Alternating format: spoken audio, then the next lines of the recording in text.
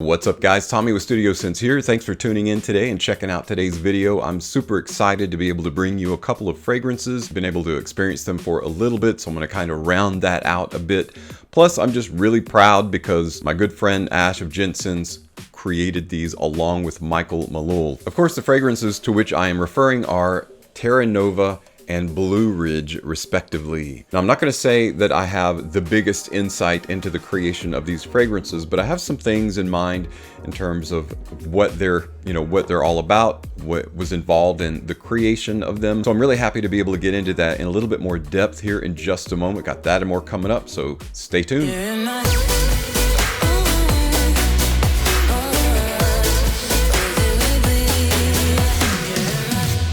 Welcome back everyone to today's video here on Studio Sense. I'm really happy to be able to share with you guys my first impressions of a couple of what I consider super solid fragrances. Ash of Jensen's got together with Michael Malul and produced these two fragrances. Now, the very first one that I want to bring your attention to, one that is near and dear to me, and when I say near, I am actually living pretty close to the Appalachian Trail and the Blue Ridge Mountains, and that is, of course, Blue Ridge. Now, I'm not going to go into the idea behind the fragrance. You can get that information from the website, which I will link below so that you can check that out. Of course, just like any fragrance, there's this idea of a kind of man who's going to wear the fragrance. So click on that when you have a moment, and that way you can kind of read the blurb behind the actual fragrance. Something interesting about the creation of fragrances that piques my interest and hopefully yours, and then we'll get into the actual fragrance and what they smell like. Just like with anything, the creation of fragrance is largely conceptual, so you have to take these ideas that you have in your head and you have to transpose them into something real, tangible, fixable that you can smell, and that smell has to be spot on with the idea and the concept that you're trying to create. It's not easy. You know, if creating fragrance was easy, everybody would do it. If writing horror fiction like Stephen King is easy, then everybody would be publishing novels left and right. Just in case you're not familiar, there are several things in the process of creating fragrances, very much like creating a film. Mood boards to fragrance are very similar to what a lookbook is to cinema. It's a concept in pictures, right? So you go and you grab these pictures and you put them together, and what you're trying to create with the photographs or drawings in the mood board, or you could even say storyboard, that's a bit different, but the mood board is trying to create this emotive feeling that you want your fragrance to be able to give the person who's smelling it. So for example, let's just take Blue Ridge as an example, since we're going to be smelling that today. You know, the Blue Ridge Mountains, you know, when you think of mountains, that's my home, and that's home to a lot of people. The coolness of the mountains, the grandeur and the majesty of mountains, the cool water that collects and trickles down from the mountains into the waterways, the lakes and the rivers. You know, all those things are part of that concept. So you go out and you find those things, you put them together. But that's just the very first part. Once you get past the mood board, then you have to create something called a brief, which is a written description of those things. And you can expound on it a bit more with a brief. And a brief is to fragrance what a film pitch deck is to cinema. I don't know what just happened. I think my next door neighbor must have a remote control that's on the same wavelength as my lights are, so sorry about the sudden change in temperature. What I was saying is that a brief is to fragrance what a film pitch deck is to cinema. You write down all this specific exposition about the way you want your fragrance to work, to feel, to be. There's even more involved. That's just the tip of the iceberg of what's involved in creating a fragrance. So I'm very proud to bring you my first impressions of these fragrances today. The first one we're talking about is Blue Ridge. Now, you may be familiar with the presentation. The bottles are awesome. The caps have this slight curvature indentation on them that's kind of like a signature.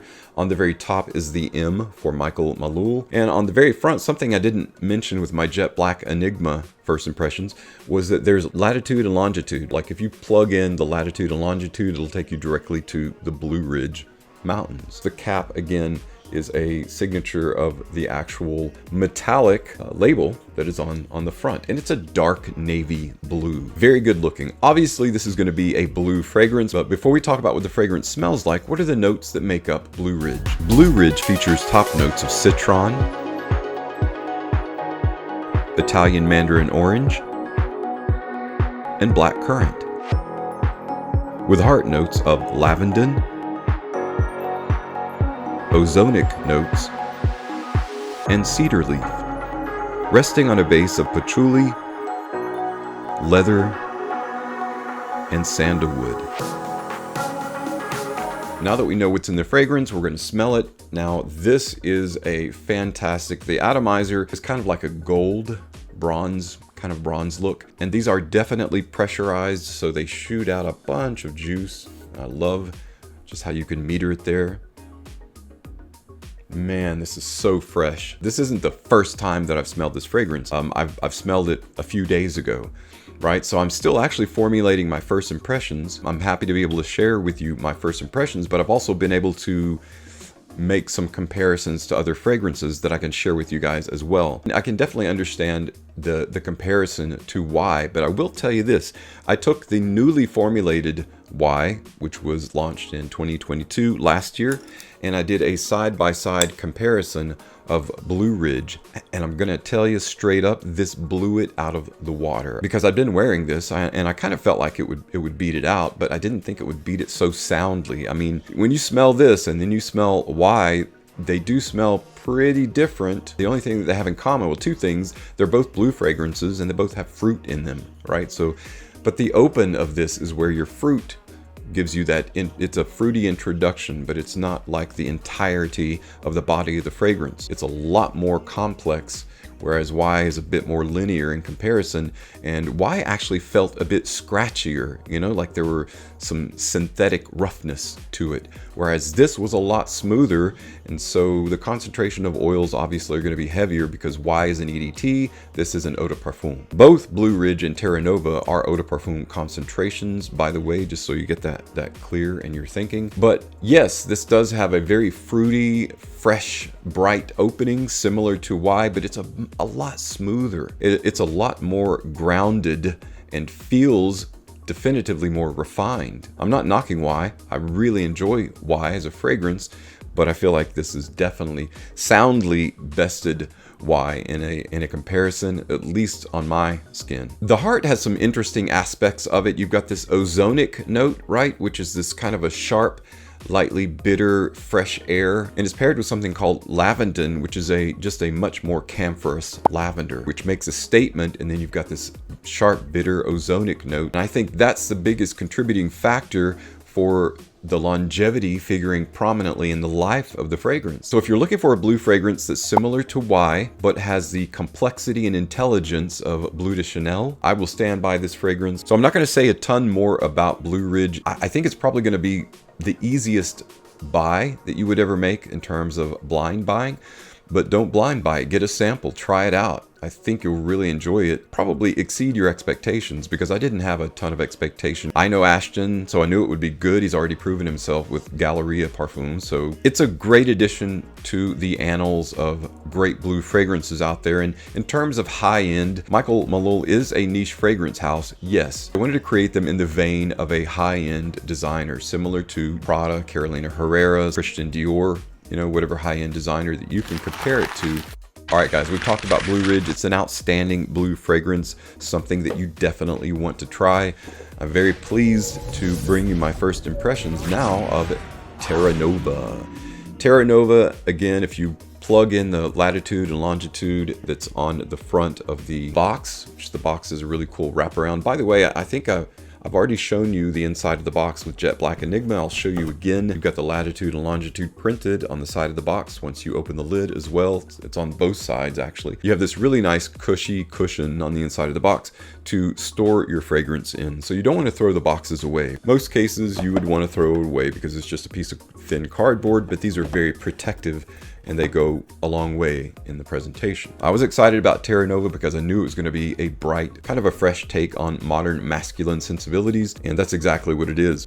It peels right off. That's to protect the metallic label from scratches. Of course, the lettering is embossed on the label itself. It's just a fantastic look sitting on the shelves, so really like that presentation. Not going to talk about the presentation of Terra Nova. It's exactly the same as Jet Black Enigma and Blue Ridge. It's brown in color, which is a nod towards Terra Nova, which is in California. So again, we're talking about Mountain Majesty. It's kind of a neat two sides of the same coin. You know, Blue Ridge is a cool aquatic side of mountains, and this is talking more about the light woody citrusy side of the mountain aspect. I got a fragrance strip here just to show you guys again how it sprays out. That is a beautiful spray. Similar to Blue Ridge, it quite surprised me just how much I like this, and it is a beast of a fragrance.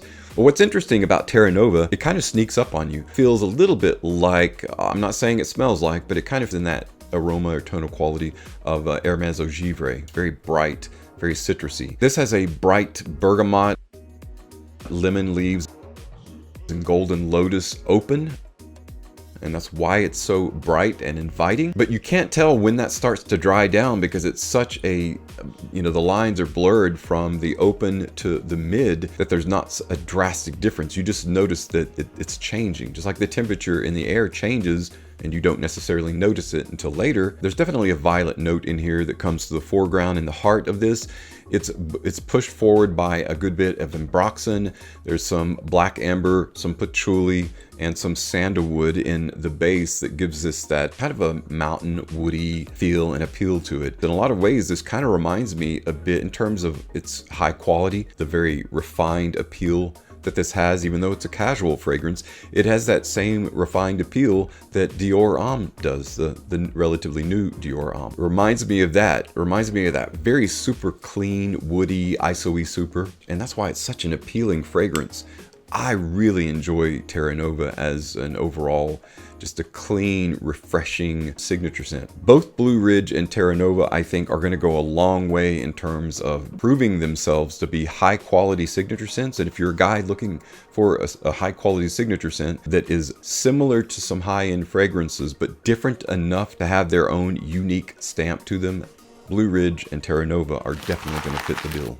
Guys, let me just tell you, I could go on and on about these fragrances. I'm not going to go into supreme detail because this is an impressions video and not an actual full review. But I can tell you this much. The money that you pay for these fragrances, you may not feel like it's an immediate payout. You may think, wow, 140 bucks, that's a lot of money. Not when you consider that people don't bat an eye to pay that much for an Armani or a Dior, and these are every bit as good as those high-end fragrances. You definitely get your money's worth. You definitely get the unique perspective of a fresh fragrance. Like the mind and minds behind this have definitely created something with the fresh modern perspective in mind, and that's, you know, and that's the adventurous spirit. It's kind of like an olfactive homage to the modern man's adventurous spirit, you know, the refurbishing of that. And I really like that. I really like the idea behind it, and it's very evident in the quality of the fragrance. Well guys, that's pretty much it for my brief coverage, my first impressions of both Blue Ridge and Terra Nova. Read about them on the website. I've got the links below to check them out.